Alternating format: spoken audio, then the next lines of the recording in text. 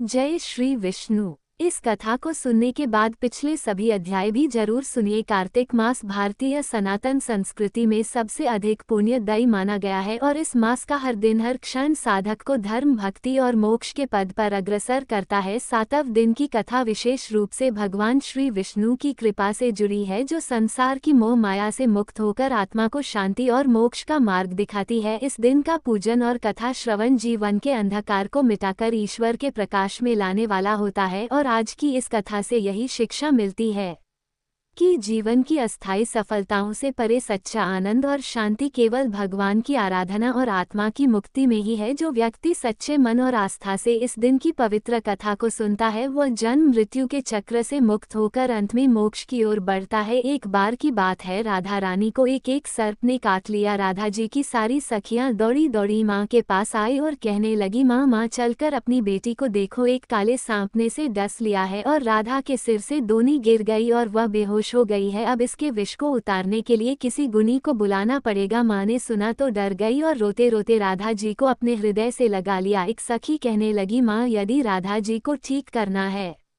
तो श्री कृष्ण जी को बुला लाओ। अगर कृष्ण जी आ जाएंगे तो राधा जी तुरंत ही जीवित हो जाएंगी, क्योंकि श्री कृष्णा गरुण है, तीनों लोकों में उनसे श्रेष्ठ कोई नहीं है। सूरदास जी बता रहे हैं कि राधा रानी को ठीक करने के लिए आज कृष्ण जी को बुलाया जा रहा है। अब राधा रानी की सखियां कृष्ण जी की मैया यशोदा के पास आई और कहने लगी, मैया तुम्हारा कृष्ण सांप के विष को मंत्रों से उतारने वाले गरुण है, आप अपने पुत्र को हमारे साथ भेजो। राधा रानी को काले सांप ने डस लिया है। मैया यशोदा ने सुना तो सुनकर मुस्कुराने लगी कि अभी थोड़ी देर पहले तो राधा मेरे घर आई थी। राधा रानी की मूर्छा के मूल कारण को समझकर मैया यशोदा चुप हो गई और सखियों को अपने हंसने का कारण नहीं बताया।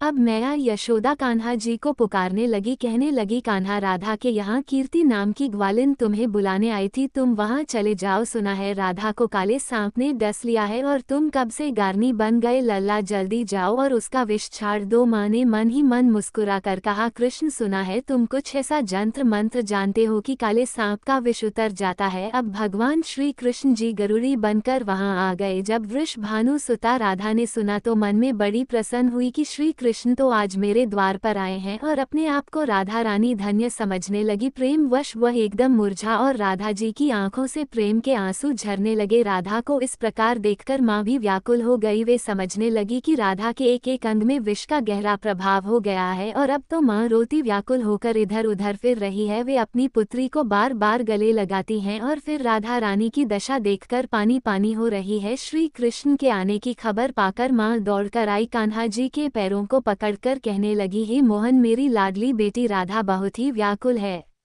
कृपा करके इसे ठीक कर दो। माँ चाहे जो समझे, लेकिन प्रेमपूर्ण हृदय के प्रेम भावों को तो श्री राधे रानी और श्री कृष्ण दोनों ही पूरी तरह से समझ रहे हैं। तब श्री कृष्ण ने कुछ झाड़ फूंक शुरू कर दिए और राधा जी को स्पर्श किया। जैसे ही उन्होंने राधा जी को स्पर्श किया तो एकदम से किशोरी जी यानी श्री राधा रानी ने आंखें खोल दी। श्री कृष्ण जी वास्तव में बहुत बड़े गारनी है। शरीर का विष तो उन्होंने झाड़ दिया, लेकिन मन और सिर पर प्रेम का जादू कर दिया। अब राधा रानी ने होश में आकर अपने नेत्र खोले और आगे श्री कृष्ण को देखा तो बस एकटक निहारती रही। फिर लाज से एकदम खड़ी होकर अपने वस्त्रों को संभालने लगी। फिर राधा रानी ने अपनी माँ से पूछा, माँ आज क्या है, सब लोग यहाँ इकट्ठे क्यों हैं? माँ बोली, राधे तुम्हें सांप ने डस लिया था और तुम्हें तो अपने तन मन की कोई सुधि नहीं रह गई थी। अब माँ राधा रानी को बताने लगी कि श्री कृष्ण के मंत्रों के द्वारा तुम्हारा उपचार हुआ है। राधा रानी की माँ बार बार कुंवर कन्हई की बड़ाई करने लगी। माँ ने श्री कृष्ण के मुख को चूमा गले से लगाया और फिर अपने घर भेज दिया। वह कहती है कि मैया यशोदा की कोख धन्य धन्य है, जिससे श्री कृष्ण जैसे सुपुत्र का अवतार हुआ है। इन्होंने तो तुरंत ही ऐसा उपाय कर दिया कि मेरी बेटी को जिंदा कर दिया। अब माता मन ही मन सोचने लगी कि राधा कृष्ण की यह जोड़ी तो मानो भगवान ने सोच समझकर बनाई है। ब्रज के घर घर में अब ये चर्चा चल पड़ी कि कृष्ण जी बहुत बड़े गारनी है और भगवान ने इस तरह से और भी बहुत सारी सुंदर प्रेम लीलाएं ब्रज में की है। अब सुनिए आज का अध्याय। आप सुन रहे थे कि भगवान शिव और जलंधर के बीच भयंकर युद्ध हो रहा था। तो इधर उन दोनों के बीच में भयंकर युद्ध हो रहा था। उधर वृंद ने स्वप्न में देखा कि उसका पति समस्त अंगों में तेल मल करने का प्रेतों के साथ दक्षिण दिशा की ओर जा रहा है। ये स्वप्न देखकर वृंदा अत्यंत चिंतित हो गई। अपने व्याकुल मन को शांत करने के लिए वह महल, अटारी, गौशाला और वाटिका आदि पर घूमने लगी, लेकिन उसे कहीं भी शांति नहीं मिली। तब वह एक वन से दूसरे वन में जा पहुंची। वहां उसने सिंह जैसे मुख वाले 2 राक्षस देखे। उन्हें देखकर वह सहसा भयभीत हो गई और एकदम वहां से भाग खड़ी हुई। आगे जाकर उसने एक तपस्वी और उनके एक शिष्य को देखा और उनसे अपनी रक्षा करने के लिए प्रार्थना करने लगी। वृंदा की विनय सुनकर मुनि ने एक हुंकार से ही उन दोनों राक्षसों को भगा दिया। वृंदा ने विनय पूर्वक मुनि से कहा, हे मुनि, मेरे पति जलंधर और महादेव जी में घोर युद्ध हो रहा है। उसमें विजय किसकी होगी बताने की कृपा करें, क्योंकि आप तो अंतर्यामी है, आप सबको जानते हैं। वृंदा के वचन सुनकर मुनि ने आकाश की ओर देखा। उसी समय 2 बंदरों ने आकर मुनि को प्रणाम किया और फिर मुनि का संकेत पाकर वे दोनों बंदर वहां से चले गए। थोड़ी देर बाद वे दोनों बंदर आकाश की ओर से आए और उन्होंने जलंधर दैत्य का सिर और धड़ लाकर पटक दिया। वृंदा अपने पति के मृत शरीर को देखकर अत्यंत दुखी हुई और विलाप करती भी पृथ्वी पर मूर्छित होकर गिर पड़ी। मुनि ने अपने कमंडल से वृंदा पर जल छिड़का तो उसे कुछ होश आया। तब वह फिर से विलाप करती हुई मुनि से कहने लगी, हे मुनि, जिसने देव, गंधर्व और विष्णु सहित तीनों लोकों पर विजय प्राप्त की थी, वह शिव जी के हाथों से कैसे मारा गया? आप तो सार्थवाह, इसलिए किसी प्रकार मेरे पति को फिर से जीवित कर दीजिए।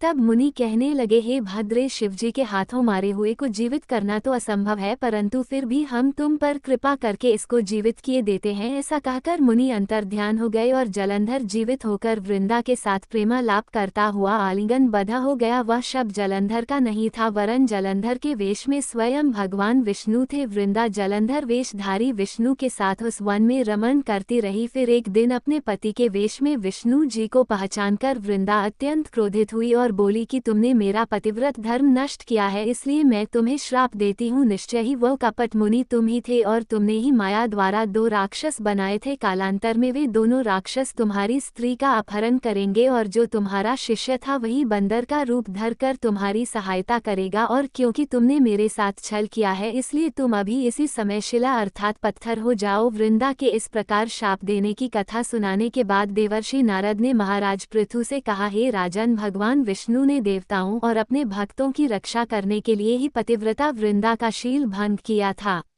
इसलिए मन ही मन वे अत्यंत दुखी भी थे। उन्होंने वृंदा से कहा, हे वृंद, तुम्हारे श्राप को ग्रहण करते हुए मैं अवश्य ही शिला रूप हो जाऊंगा, परंतु तुम भी वृक्ष रूप होकर मुझको प्राप्त होगी। उसी समय वृंदा अपने पति के चरणों का ध्यान करके विष्णु जी के मना करने पर भी अग्नि में प्रवेश कर गई और शिला रूप में भगवान विष्णु वृंदा का स्मरण करते हुए उसकी चिता भस्म में लौटने लगे। उधर युद्ध क्षेत्र में जलंधर दैत्य राक्षसी माया द्वारा पार्वती का रूप धरकर शिवजी को मारने लगा। उसकी इस माया को देखकर शिवजी नीचे को मुख करके बैठ गए। यही उचित अवसर जानकर जलंधर ने शिवजी पर अनेक बाणों से प्रहार कर दिया। इस प्रकार शिवजी को संकटग्रस्त देखकर भगवान विष्णु तत्काल वहां आए और उन्होंने राक्षसी माया का शिवजी को बोध कराया।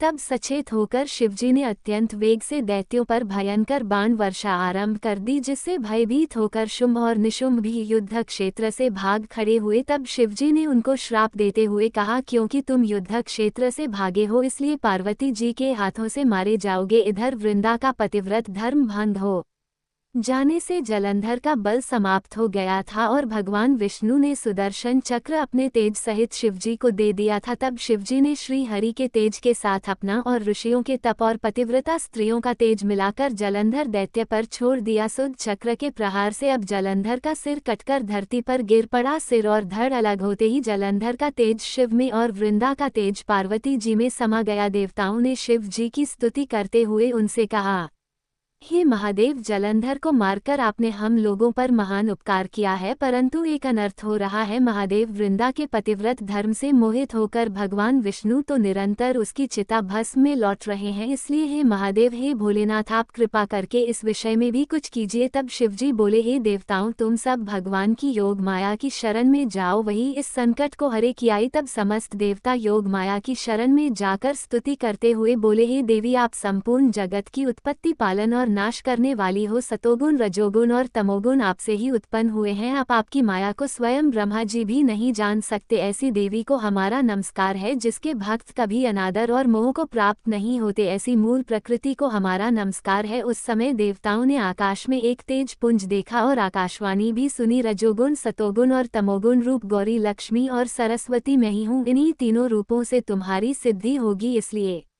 तुम उन्हीं की आराधना करो। फिर उन तीनों देवियों ने प्रकट होकर 3 बीज देते हुए कहा कि इन तीनों बीजों को जहाँ पर इस समय भगवान विष्णु है, बोकर अपना कार्य सिद्ध करो। देवताओं ने तीनों बीज ले जाकर जहाँ पर वृंदा की चिता में श्री विष्णु लौट रहे थे, वहाँ पर बो दिए। उन तीनों बीजों से 3 वृक्ष उत्पन्न हुए, रजोगुण सरस्वती से आंवला, तमोगुण गौरी से तुलसी और सतोगुण लक्ष्मी से मालती की उत्पत्ति हुई। श्री लक्ष्मी जी ने अपना बीज ईर्ष युक्त होकर दिया था, इसलिए मालती भगवान की पूजा में निंदी और आंवला और तुलसी भगवान को अति प्रिय है। इसी प्रकार वृंदा ने वृक्ष रूप होकर भगवान शालिग्राम से संयोग किया। इसी कारण कार्तिक मास के उद्यापन में भगवान की पूजा तुलसी जी के मूल भाग में की जाती है। जिस घर में तुलसी जी का पौधा होता है उसमें यमदूत कभी नहीं आते। नर्मदा और गंगाजल और तुलसी जी का पूजन, ये तीनों कार्य एक समान ही है। मनुष्य चाहे कितना भी पापी क्यों ना हो, प्राण निकलते समय मंजरी सहित तुलसी दल जिसके कंठ में होता है, वह पाप मुक्त होकर सीधा बैकुंठ को प्राप्त हो जाता है। जो मनुष्य अपने पितरों का श्राद्ध तुलसी और आंवले की छाया में करता है, उसके पितृगण मोक्ष को प्राप्त हो जाते हैं। जो मनुष्य मंजरी युक्त तुलसी दल और आंवले का फल मुख में रखता है, वह साक्षात विष्णु जी के समान है। जो मनुष्य कार्तिक मास में रुद्राक्ष की माला धारण करता है, वह धर्म, अर्थ, काम और मोक्ष को प्राप्त हो जाता है। तुलसी और आंवले का महात्म स्वयं श्री ब्रह्मा जी भी कहने में असमर्थ हैं। जो कोई श्रद्धा भाव से इस कथा को पढ़ता या सुनता है, वह भी अंतकाल में मोक्ष को प्राप्त हो जाता है। इस प्रकार देवर्षि नारद महाराज पृथु को ये कथा सुनाकर कुछ क्षण के लिए मौन हो गए। इसके आगे का वृतांत आप अगले अध्याय में सुनेंगे। तुलसी माता की जय। भगवान श्री कृष्ण की जय। यदि आपको यह वीडियो पसंद आया हो तो इसे लाइक करें, अपने प्रियजनों के साथ शेयर करें और चैनल को सब्सक्राइब करना न भूलें।